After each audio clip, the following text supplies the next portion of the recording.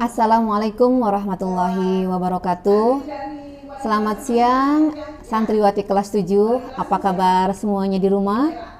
Semoga semuanya dalam kondisi sehat walafiat, sehat semuanya. Kemudian kita siap belajar seperti biasa ya. Santriwati kelas 7 yang Ibu hormati, sebelumnya Ibu mengucapkan minal aidin wal faizin, mohon maaf lahir dan batin. Semoga ibadah Ramadan kita diterima oleh Allah Subhanahu wa taala. Santri kelas 7 yang Ibu cintai, materi PPKN terakhir mungkin ya, terakhir hari ini 1 Juni 2020 bertepatan dengan hari lahirnya Pancasila.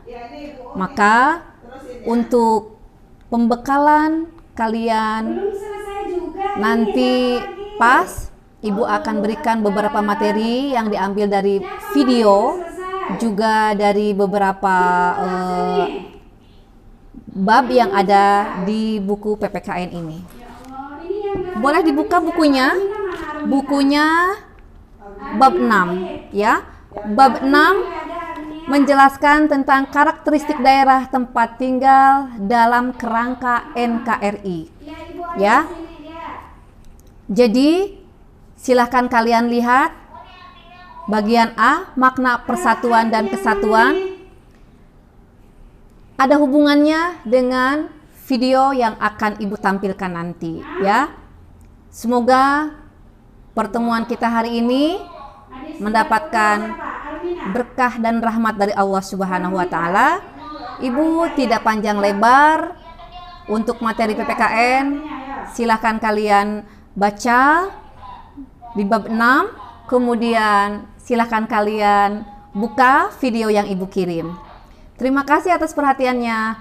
Wabillahi taufik wal hidayah. Wassalamualaikum warahmatullahi wabarakatuh.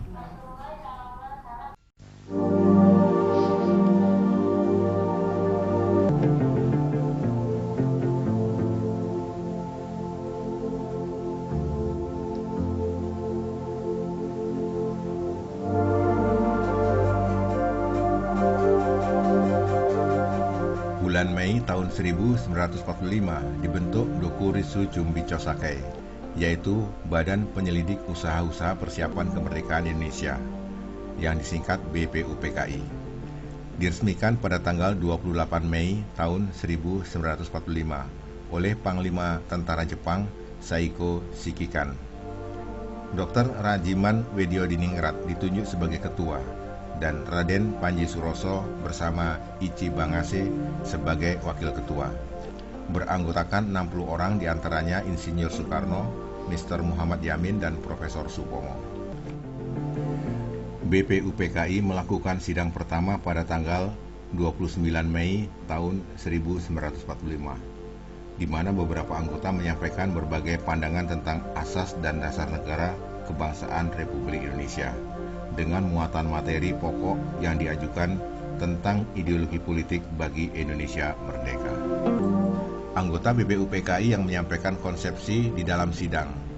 Yang pertama, Mr. Muhammad Yamin, pada tanggal 29 Mei tahun 1945, menyampaikan rumusan 5 dasar dalam pidato lisan di depan sidang, yaitu peri kemanusiaan, peri kebangsaan, peri ketuhanan, peri kerakyatan, dan kesejahteraan rakyat. Sedangkan secara tertulis, rumusan 5 dasar yang disampaikan kepada pimpinan sidang yaitu ketuhanan yang Maha Esa, kebangsaan persatuan Indonesia, kemanusiaan yang adil dan beradab, kerakyatan yang dipimpin oleh hikmat kebijaksanaan dalam permusyawaratan perwakilan, keadilan sosial bagi seluruh rakyat Indonesia.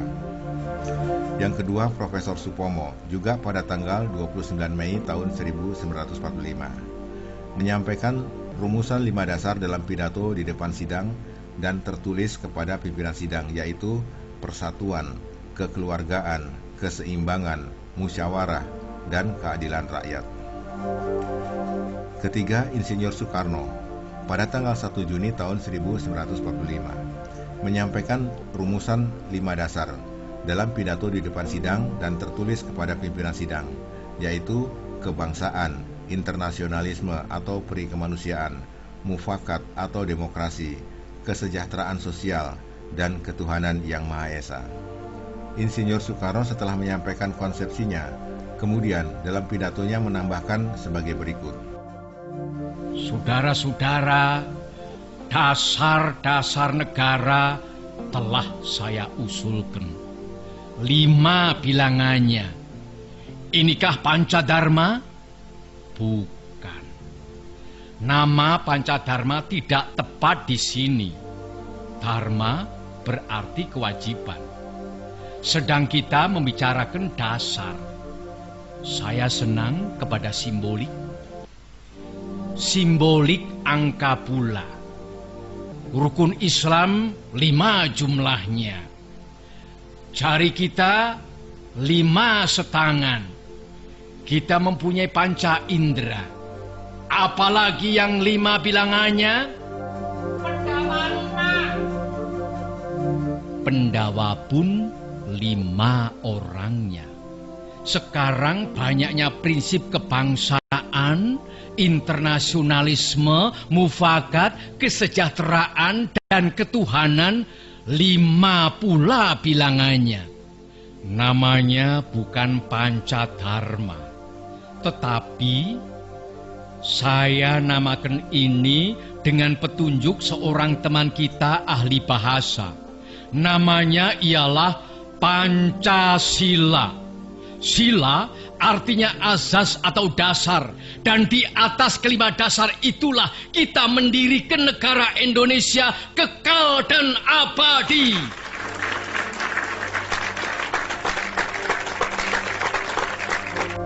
Penamaan atau penyebutan Pancasila oleh Insinyur Soekarno pada tanggal 1 Juni tahun 1945 ditandai sebagai pertama kalinya penyebutan Pancasila terhadap 5 rumusan.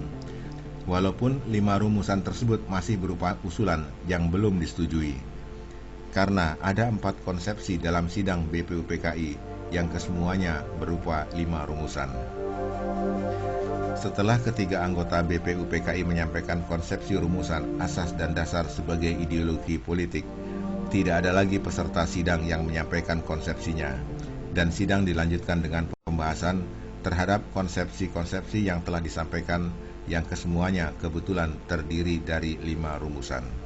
Selanjutnya, BPUPKI melakukan reses sampai tanggal 10 Juli tahun 1945. Sementara masa reses, di luar sidang BPUPKI yang resmi, panitia perumus yang terdiri dari 9 orang anggota BPUPKI, yaitu Insinyur Soekarno, Mr. Muhammad Yamin, Dr. Andes Muhammad Hatta, Mr. Ahmad Subarjo, Mr. A. Maramis, Abdul Kahar Muzakir, Kiai Haji Wahid Hasim, Haji Agus Salim, dan Abi Kusno Cokrosuyoso pada tanggal 22 Juni tahun 1945 berhasil menyusun suatu dokumen yang berisi rumusan asas dan tujuan negara Indonesia merdeka.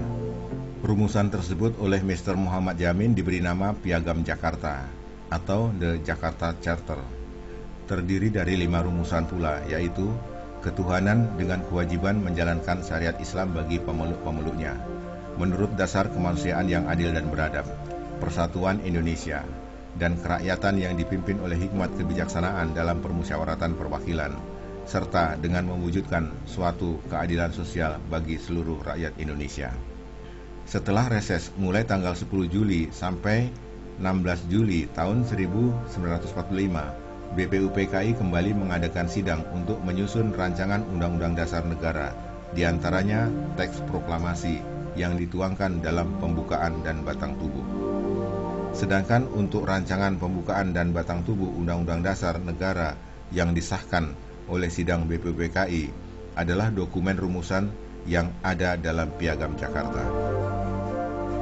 Pada sore hari setelah proklamasi kemerdekaan Indonesia pada tanggal 17 Agustus tahun 1945, muncul suatu konspirasi politik yang disampaikan melalui Dr. Andes Muhammad Hatta.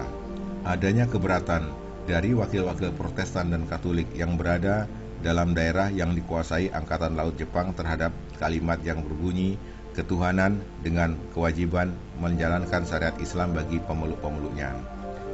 Pada keesokan harinya, tanggal 18 Agustus tahun 1945.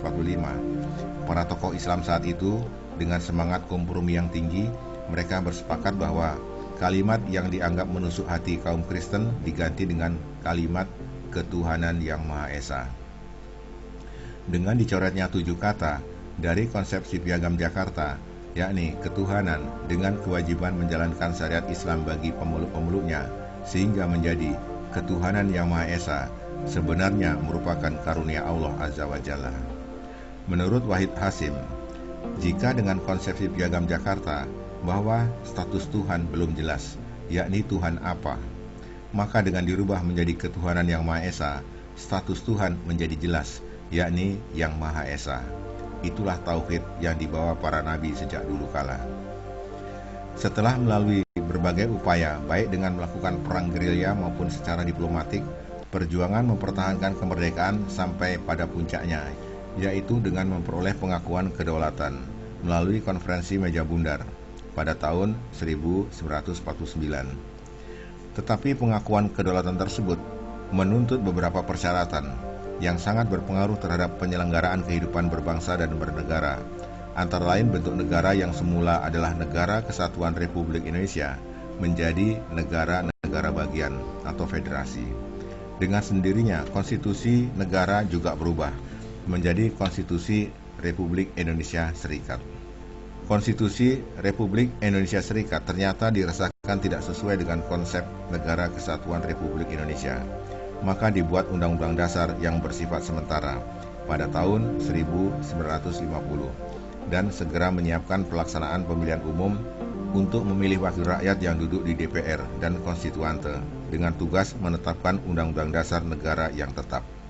Di dalam Undang-Undang Dasar sementara, asas negara tetap berupa 5 rumusan, akan tetapi dengan isi yang berbeda, yaitu ketuhanan yang Maha Esa, peri kemanusiaan, kebangsaan, kerakyatan, dan keadilan sosial. Dengan ditetapkannya 1 Juni sebagai lahirnya Pancasila, perlu dipertegas bahwa Pancasila yang dimaksud adalah Pancasila dengan rumusan yang mana?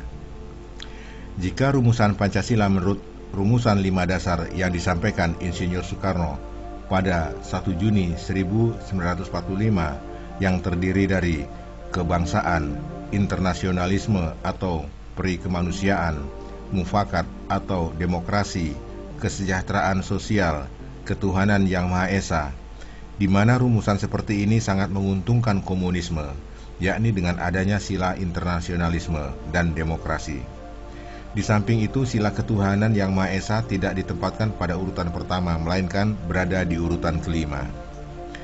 Jika rumusan Pancasila tetap merujuk kepada rumusan 5 dasar sebagaimana yang tertuang dalam pembukaan Undang-Undang Dasar Negara, maka 1 Juni tidak tepat disebut sebagai hari lahirnya Pancasila sebagai rumusan 5 dasar negara, melainkan sebagai hari untuk pertama kali diucapkan sebutan Pancasila.